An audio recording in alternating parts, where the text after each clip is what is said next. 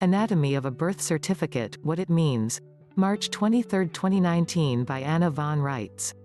Take a look at the birth certificate issued in your name. What's the first thing you notice?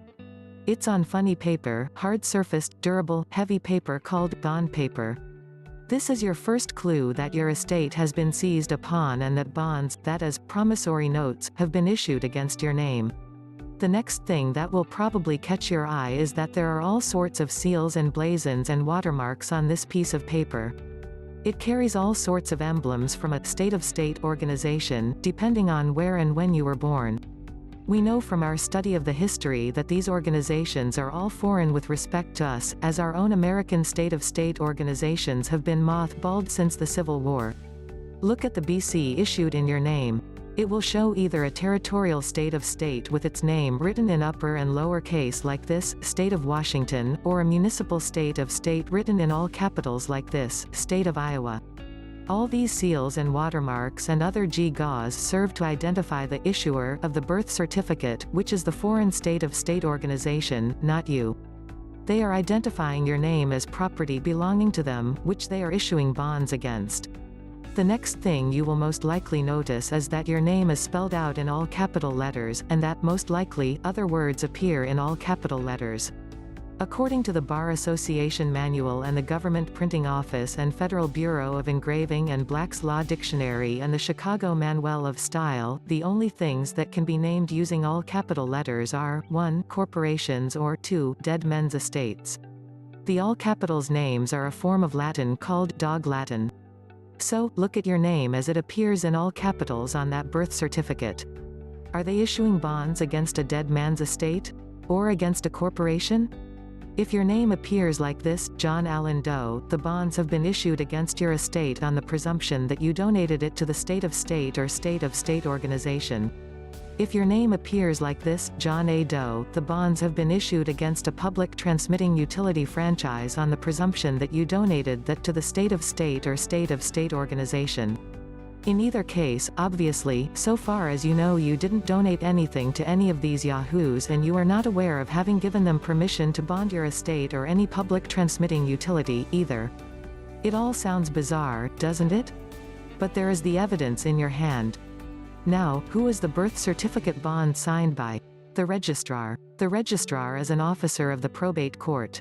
The appearance of their signature on your birth certificate is absolute proof that your property, whether your estate or your public transmitting utility, has been probated and seized upon as property belonging to the state-of-state or state-of-state that issued the birth certificate. Now look at the dates on the face of the birth certificate. You will see your actual birthday and also a file date, the birth date.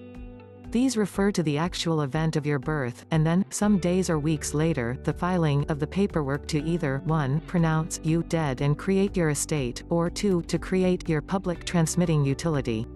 Either way, you arrived first and have first right of recall and ownership, known as a reversionary trust interest in your own good name and assets. After all, you are being misrepresented as the donor of all these assets and the state-of-state is claiming to be the beneficiary of your largesse. Having discovered this mistake made by your mother when you were just a baby in your cradle, you have a right to come forward and correct it upon discovery. What else does the birth certificate represent? It is evidence of crime against you and fraud and non-disclosure against your mother. It is evidence of attempting to contract with and establish unconscionable contract with an infant. An unconscionable contract is a contract that you literally are not aware of. And how could a little baby be aware of a contract made for him when he was only a few days old by a new mother who was never given full disclosure about those papers she was signing at the hospital? She couldn't explain to you what she was never given to understand herself, could she?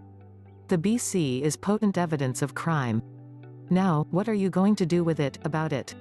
The first thing you are going to do is secure 2 witness testimonies from people who have reasonable first-hand knowledge of you and your family, who can affirm that you are the living man or woman whose birth occurred at such and such a time and place and to your parents, etc.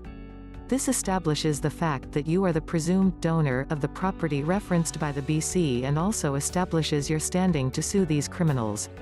Next, if you follow our advice, you will complete the paperwork to return your trade name, also known as your good name and given name, John Allen Doe, in upper and lower case, to the land and soil jurisdiction of your birth state. This process explicitly demonstrates, and recording of the action proves, that you, the presumed donor, are acting as a lawful person, not a legal person. This puts you outside their jurisdiction, so they can no longer presume anything about you. Next, having secured your trade name and having permanently domiciled it on the land and soil jurisdiction state, you will expatriate from any presumed political status as a territorial citizen, like someone born in Puerto Rico, or municipal citizen, created in the municipality of Washington, D.C., for example. And you will revoke all prior powers of attorney and name your lawful person, John Allen Doe, in this example, as the only attorney in fact authorized to do business for you and your estate. Finally, you will seize upon all the other assumed names and names that are or could be associated with you in any regard, and all their variations and permutations and orderings and styles, and you will use a recorded certificate of assumed names to claim them and permanently domicile all of them on the land and soil of your state of the Union, too. This last is a process like reflagging a ship. Instead of sailing under the auspices of the British territorial government or the municipal government of Washington, D.C., you are now demonstrably sailing under the auspices of Maine or California or whatever other actual land and soil jurisdiction state. This also puts your good name and all the derivative names under the pubic law, so that you are no longer subject to the codes and statutory laws and public policies of the foreign state of state or state of state organizations. In sum total, at the end of this process, you have 1. Damning conclusive evidence of their wrongdoing against a baby, 2. Proof of your ownership of your name and your standing, 3. Proof of your political status, 4. Proof that you are the only authorized power of attorney, 5. Proof that any vessels related to you stand under the public law and are not subject to any presumption or interpretation otherwise. You still have to learn how to use these documents in your defense and be able to describe this whole circumstance, but taken together they form a competent rebuttal and evidence trail removing you from any U.S. citizenship status, and returning you to your rightful status as an American state national. And again, why is all this necessary? Because your identity has been stolen. The birth certificate you hold in your hand is irrefutable evidence of the facts. You were deliberately misidentified as a baby as either a United States citizen, territorial, or citizen of the United States, municipal, and unless you rebut the evidence, you will be claimed as chattel belonging as a property asset to one of these foreign commercial crime syndicates. For additional insight, I recommend the YouTube videos of Jordan Maxwell and any and all lectures regarding the Justinian Deception, the Use of Dog Latin, by Romilly Stewart. Time is of the essence and numbers count, as these crime syndicates know that they have been discovered and that their system has been deconstructed, so that they either make amends or are destroyed by liquidation or worse.